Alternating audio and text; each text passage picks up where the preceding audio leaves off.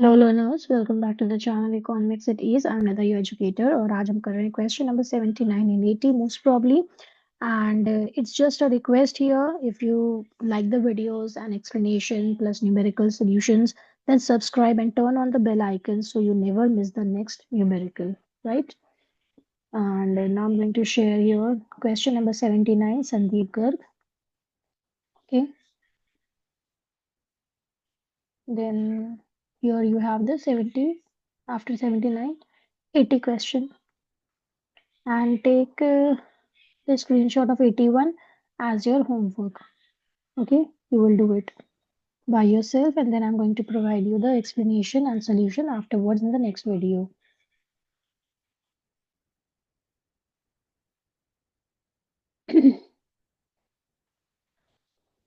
Hopefully आपको सब समझ में आ भी रहा होगा और आपके क्वेश्चंस भी सॉल्व हो रहे होंगे, whether it is ISC or CBSC. Okay, and just keep on practicing because practice make a man perfect, and with the help of that you can easily solve any of the question. Okay, so here you have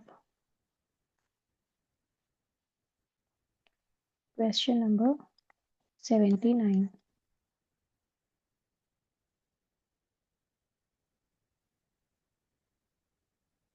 Sandeep Garg. Right? So question number 79, again missing values. Okay. तो missing values के देखो अच्छे question इसमें given है, ठीक है, तो उसको प्रैक्टिस जरूर कर लेना। एग्रीगेट आपको एक गिवन होगा, ओके, एंड दूसरे इसका आपको निकालना होता है जैसे आप बताते हैं वैसे। तो एक में तो बोल रहे हैं कि GDCF कैलकुलेट करना है, ओके, और सेकंड में क्या करना है आपको, वेजेस एंड सैलरीज करना है। तो आपको पहले पता होना चाहिए कंपोनेंट्स किस में आते हैं।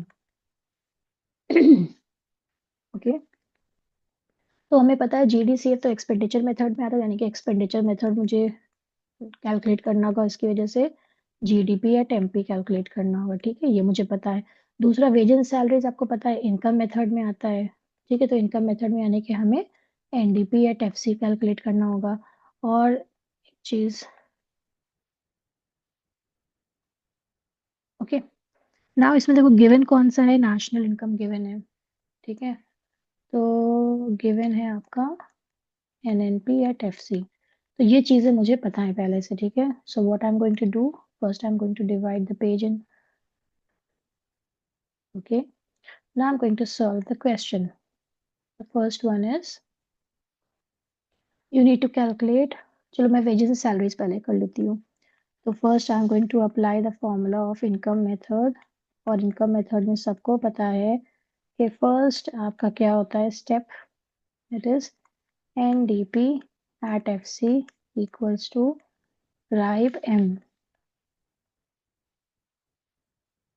ओके, अब इसमें क्या है, कॉम्पनसेशन ऑफ एम्प्लॉयज इसमें आएगा, ठीक है, कॉम्पनसेशन ऑफ एम्प्लॉयज में वेजेस सैलरीज आएगा, तो मुझे ये नहीं गिवन है, राइट।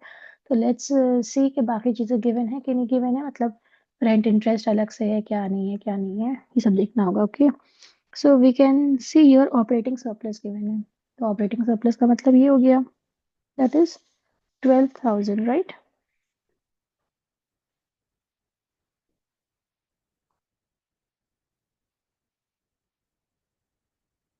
एक सेकेंड, 12,000, देखो वेजेस एंड सैलरीज है, तो मैंने यहाँ पे इसको ऐसे ही, चाहे कॉम्पनसेशन ऑफ एम्प्लॉयज कर लो चाहे वेजेस एंड सैलरीज लिख लो। और मिक्स्ड इनकम देखो गिवन है यहाँ पे, so mixed income is given 3,500।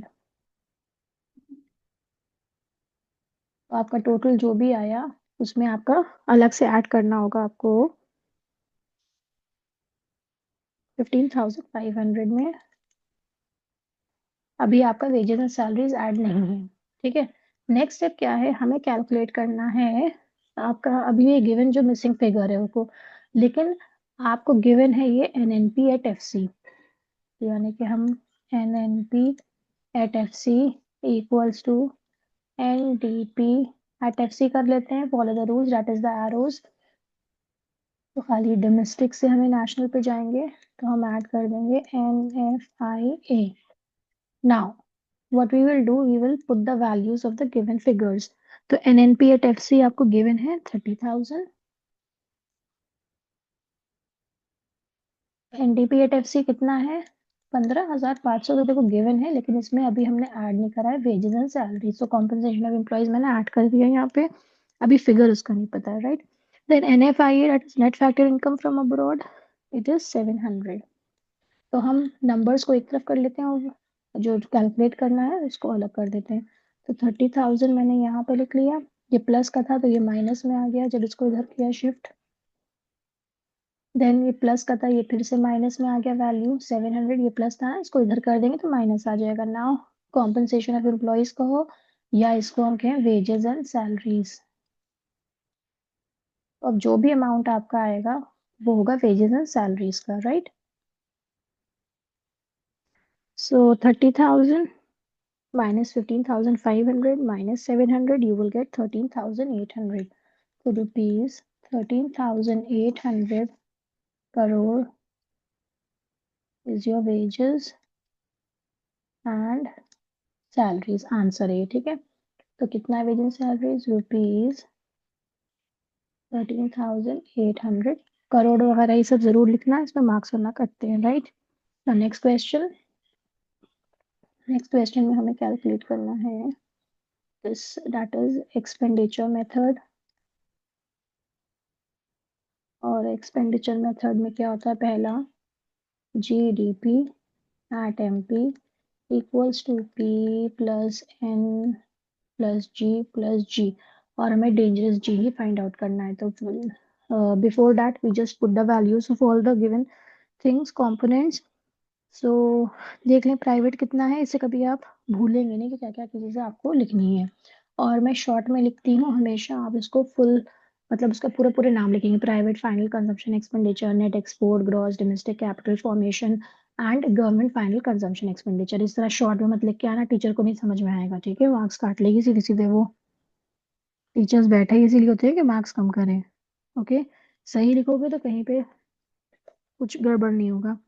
Net export से देखो गिवन 3,000,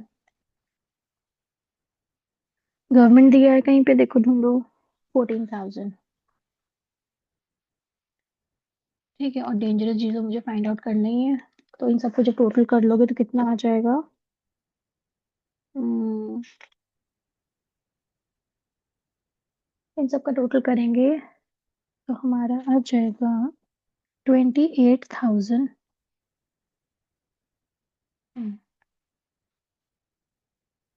प्लस डेंजरस जी, दैट इज GDCF मुझे कैलकुलेट करना है, राइट। सेकेंड स्टेप क्या होता है हमको पता है, जो भी एग्रीगेट गिवन है उसके साथ हमें कैलकुलेट करना होता है। तो हमें गिवन है NNP at FC equals to GDP at MP, follow the rules, that is the arrows। तो ग्रॉस से जब नेट पे जाओगे तो माइनस करोगे डेप्रिसिएशन, डोमेस्टिक से जब आप नेशनल पे जाएंगे तो आप ऐड करेंगे NFIA, एंड MP से जब आप FC पे जाएंगे तो आप माइनस करेंगे NIT। Now put the values, values क्या क्या है देख लो जरा जल्दी से। NNP at FC आपका 30,000 है, ठीक है। GDP at MP तो मेरा अभी पूरा कैलकुलेट नहीं हुआ, जितना भी है उतना फिगर पूरा यहाँ पे एज इट इज कॉपी कर लेंगे, ओके, यही रूल है इसका। माइनस डेप्रिसिएशन देखो कितना गिवन है, 300। NFIA कितना गिवन है?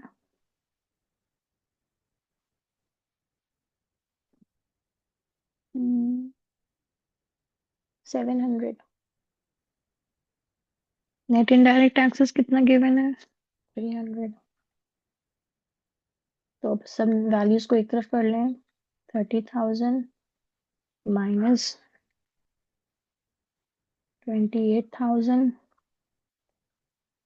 प्लस 300, देखो माइनस का प्लस में चला जाएगा, प्लस का माइनस 700 हो गया, माइनस का 300 है तो ये प्लस का 300 इक्वल्स टू GDCF। ओके, अब जब सब कैलकुलेट कर लोगे प्लस माइनस सब कुछ हो जाएगा, खिचड़ी पक जाएगी, तो आ जाएगा आपके पास 1900 वैल्यू, जो कि है आपका answer, that is GDCF equals to rupees 1900 crore. These are your two answers, ठीक है, 2 मिसिंग वैल्यूज़ थी, हमने आंसर निकाले। Please take the screenshot. Now question number 80। Question number 80 में है find the interest. Okay,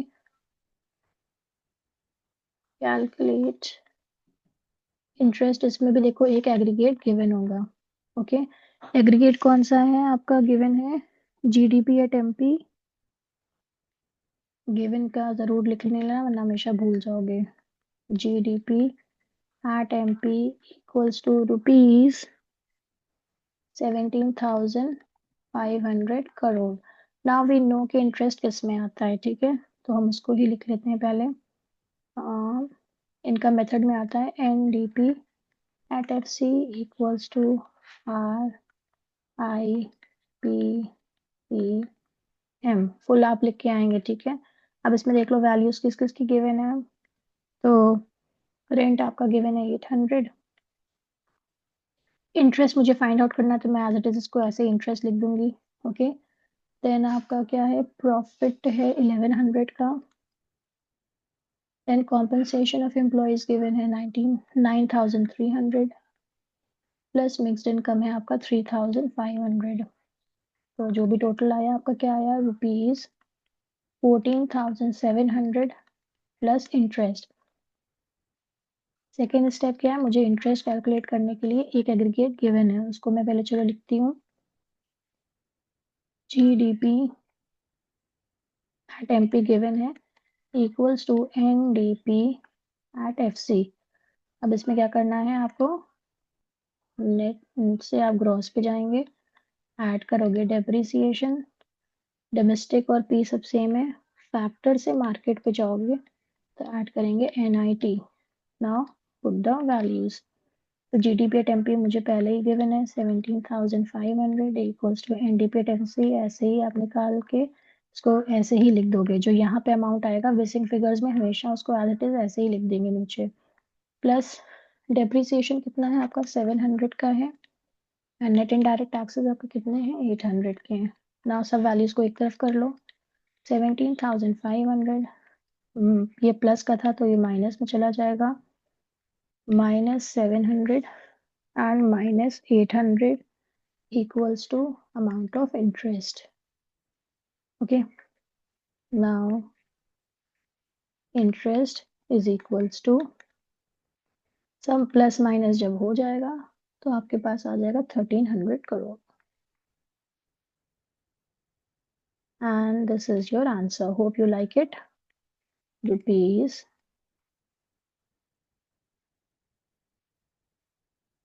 this is your answer. Okay,